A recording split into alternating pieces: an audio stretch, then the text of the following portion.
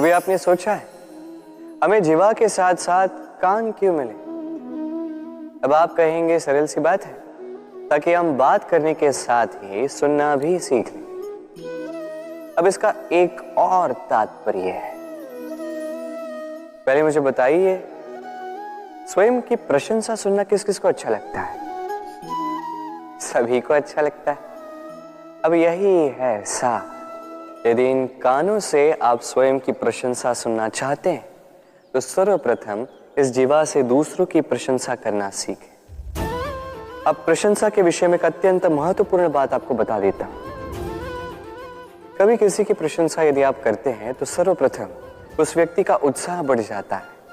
तत्पश्चात स्वयं यदि झांक कर देखें तो इस मन में भी संतोष और प्रसन्नता आ जाती है। और एक बार ये मन प्रसन्नता से भर जाए, तत्पश्चात कोई प्रशंसा करे या ना करे, कोई अंतर नहीं पड़ता। इसलिए सदैव दूसरों का मान करें, आदर करें, उनकी प्रशंसा करें, प्रसन्नता बांटें। जिनमें जो भी अच्छाइयां हैं उन्हें बताएं, उन्हें स्मरण करवाएं कि वो भी अच्छे हैं। उनका उत्साह बढ़ाएं, वो जीवन में आगे बढ़ेंगे और ये जीवन आपको कभी पीछे नहीं रहने देगा। क्या आपने कभी दर्पण देखा है? क्या हम में से ऐसा कौन है जिसने दर्पण नहीं देखा? सभी ने दर्पण देखा है, दर्पण में स्वयं का प्रतिबिंब भी देखा है। किंतु किसने सोचा कि उस दर्पण के पीछे क्या है, उस प्रतिबिंब के पीछे क्या होगा? होता कुछ ऐसा है कि उस कांच के पीछे एक धातु की परत चढ़ाई जाती है, जिस कारण से जब हम देखते हैं तो हमें अपना प्रतिबिंब दिखता है।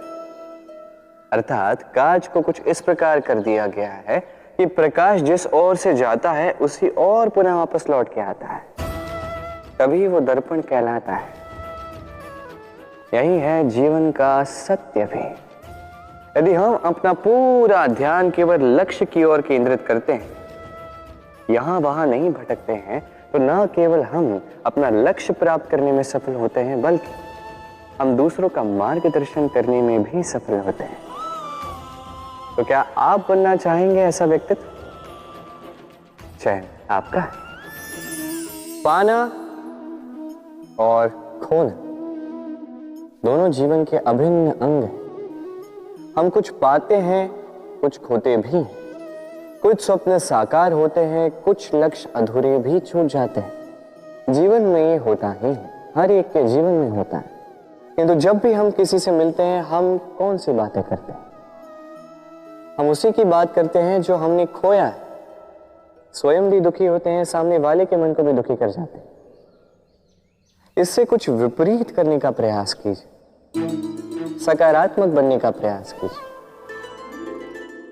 ध्यान उसी पर दीजिए, स्मरण केवल उसे ही कीजिए, महत्व उसी को दीजिए जो आपके पास है। जो आपके पास नहीं, उसकी आस में त्रास क्यों सहना?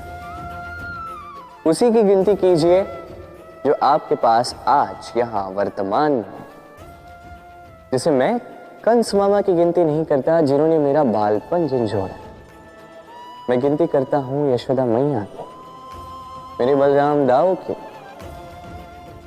मेरी राधे की, जिन्होंने मेरा जीवन संजोया। सोच, ये सोच सच बनकर सामने आती है, ये कठोर सत्य है। क्योंकि सोच ही वो बीज है जो सत्य रूपी पौधे को जन्म देता है, उसे विकसित करता है।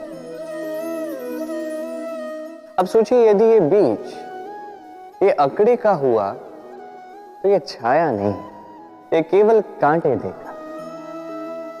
वही यदि ये बीज बरगद का होगा तो वो एक ऐसे वृक्ष में विकसित होगा जो अनेक वर्षों तक अनेक पीढ़ियों को छाया देगा, पंछियों को घर देगा। उसी प्रकार ये सोच, यदि ये सोच छोटी सोच हुई तो आपको शंकाएं ही देगी। यदि ये सोच बड़ी हुई तो आपको समाधान देगी। तो सोच समझकर अपनी ये सोच चुनिए। ये सोच आपको शंका भी दे सकती है, समाधान भी दे सकती है। क्या चुनेंगे आप, शंका या समाधान? छोटी सोच या बड़ी सोच? चयन आपका है। जीवन और मृत्यु दोनों जीवन के दो अटल सत्य।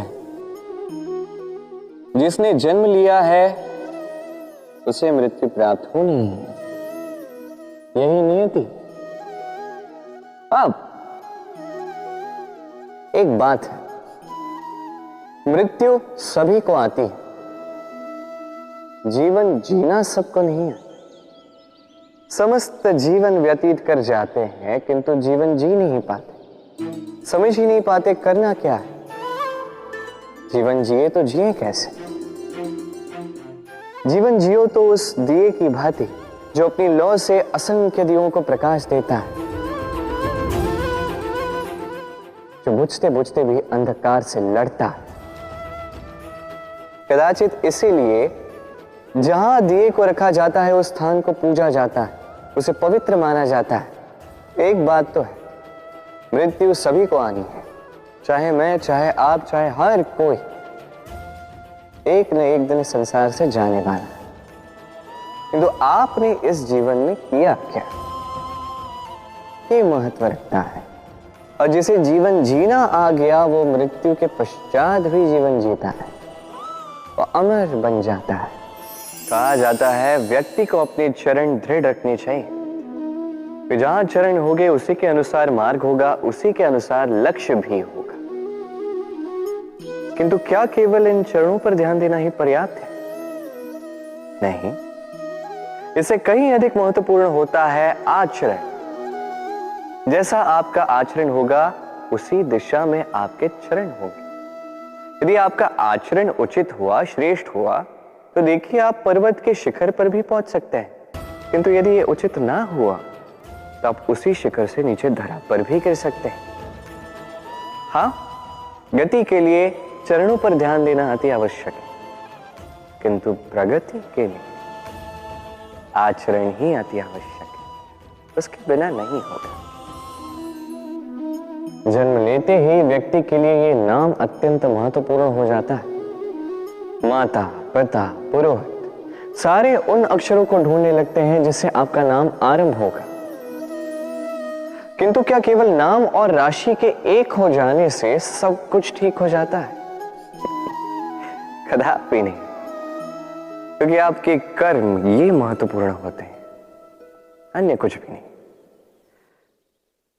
देखिए, नियति भी आपके कर्मों के अनुसार ही आपका भविष्य नियत करती है। यदि आपको उदाहरण दूं, सोचिए, एक है राम और एक है रावण। दोनों का नाम आरंभ होता है रा से, किंतु एक को मिला भयानक अंत और एक समस्त ब्रह्मांड के अंतर्मन में बस गया। तो स्मरण रखिएगा, ये नाम नहीं, ये कर्म श्रेष्ठ है। यदि आपके कर्म श्रेष्ठ रहे तो आपका नाम कुछ ऐसा बनेगा कि संसार में कोई मिटा नहीं पाएगा। कई बार जब हम कर्म करते हैं, सफलता प्राप्त करते हैं, कठिन परीक्षाओं पर उत्तीर्ण होते हैं, बड़े कार्य करते हैं, हमें लगता है कि संसार से थोड़ी प्रशंसा हमें मिलनी चाहिए, अच्छा लगता है। कई बार हमें लगता है ये हमारे कर्मों का फल भी है, हमें आनंद देता है। किंतु जब हमें ये प्रशंसा नहीं मिलती तब क्या होता है? हम दुखी हो जाते हैं, टूट जाते हैं। ऐसा लगता है किसी को हमारी चिंता ही नहीं है, ऐसा लगता है हमारे आनंद में किसी और को आनंद मिलता ही नहीं है। अनेक विचार आते हैं। किंतु मैं आपसे एक प्रश्न पूछता हूं, अब जो भी कार्य करते हैं, जो भी कर्म करते हैं, क्या केवल प्रशंसा के लिए करते हैं? यदि ऐसा है तो इस विचार को यहीं त्याग दीजिए, क्योंकि ये प्रकृति ये हमें कुछ और सिखाती है।